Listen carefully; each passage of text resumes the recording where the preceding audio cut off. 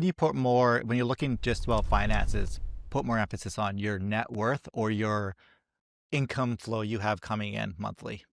What do you look I'd at say more? at the start it's got to be your income because that is how you can increase your net worth substantially, right? There's going to be a certain level where you're like, well, we've cut back everywhere else. Then there's a certain trajectory of like, well, this is pretty much how much we could increase your net worth by every month, every year based off your income.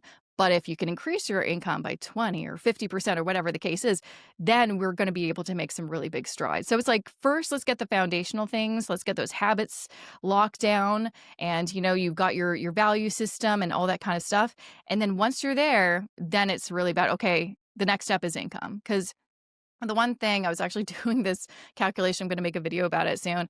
I saw someone post on social media being like, oh my gosh, I was able to increase my net worth from $100,000 to $1 million in 6 years. And I'm like, oh, I need to do the math on that because I looked at the description. They're not showing their work. So I'm like, I'm going to do the math on that.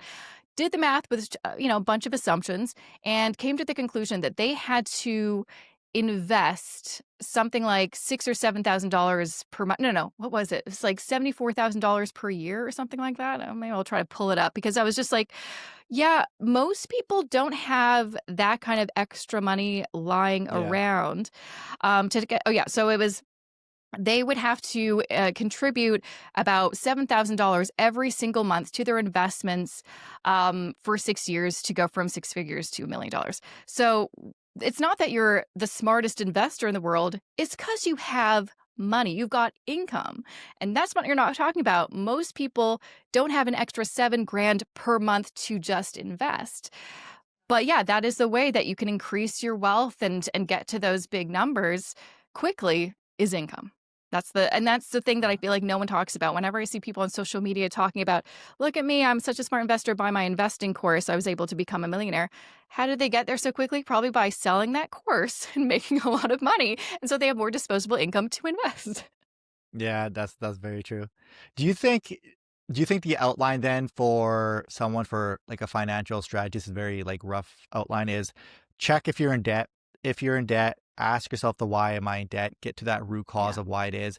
Once you figure out what that root cause is, then you can go, okay, I got to address that with a probably with a counselor or therapist, Yeah. someone who can help you. You Yeah. need to talk to somebody because Yeah. it's probably deeper than what you can handle it by yourself. Or maybe you Mm-hmm. can, I don't know, but talk to somebody. Mm-hmm. And then put together a financial plan of how do I pay it down. You pay down high interest credit card debt first. That's what I Mm-hmm. would do at least. Yep. Get all that off your plate. Once you get the debt down, then you go, all right, great. Now I'm going to start investing into my tax shelter accounts as Mm-hmm. much as I can afford every single month because I brought down all my costs in my life Yep. everywhere.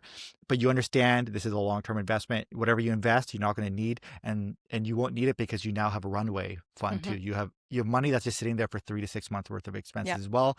And now that's just what you do every day. And then you just focus on enjoying your life in the moment and enjoy life in the moment and also increase your income in whatever you do. Yeah. Get a raise, start a business, start a side hustle, do that. Use whatever more is left over on that to funnel into that index fund. Most likely an index Yeah. fund, not an individual stock. Yeah. And buy an XQT or a VFV or whatever, some sort of index fund, and then chill. And that's the Yeah. strategy. That's it. And that's a YouTube video. I don't have a YouTube channel anymore. No, none of us have YouTube channels. That's the video. That's how you do it. And it's essentially it, right? But then, Pretty much. you I know, mean, it's easy when you say it like that because it's like, no, I completely agree. That is pretty much the strategy. I would say while you're paying off debt, we also want to get that emergency fund. It's basically like at the same time because I see yeah, that's what I bad did. advice all the time being like, pay off your debt and then focus on the emergency fund or only have $1,000 in your emergency fund, pay off your debt, then focus back on the emergency fund. I'm like, $1,000 isn't going to go anywhere. And if you don't have an emergency savings, something happens, you're going to get back into debt. But yeah, it's like debt first, savings, investing, earning income. And I'd say the other kind of point to that is always, yeah, really doing that self work on your behaviors and your money story and really figuring out all that kind of internal stuff. The other thing that I feel like, again, doesn't get talked about enough because it is boring is you've got to be patient. You got to learn patience and you got to wait. You got to play the waiting game. Everyone wants Yeah. everything right now or as soon as possible.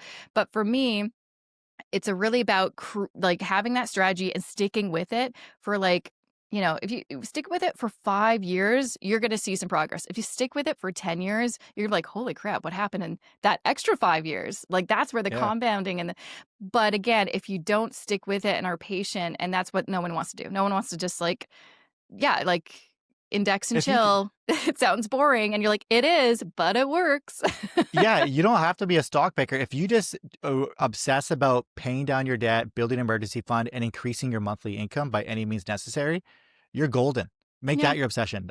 Picking stocks is hard, so don't even bother with that. It's Exactly. I mean, I always point people to the Spiva scorecard that shows all these very uh, intelligent, uh, fund managers. And, every year it's like 80% of them don't beat the stock market, don't even match the stock market. So why do you think you're smarter than all of these people who are CFAs and have all these credentials and do this for a living? I don't know. So I'm an yeah, index investor, and that's done really well for me. I've interviewed so many people on my podcast, all these really smart investors, and most of them were like, but honestly, index investing is pretty great for most people. I'm like, yeah, exactly. yeah, But it is. hey, It's you do what you want to do, but indexing is a really, really great pathway.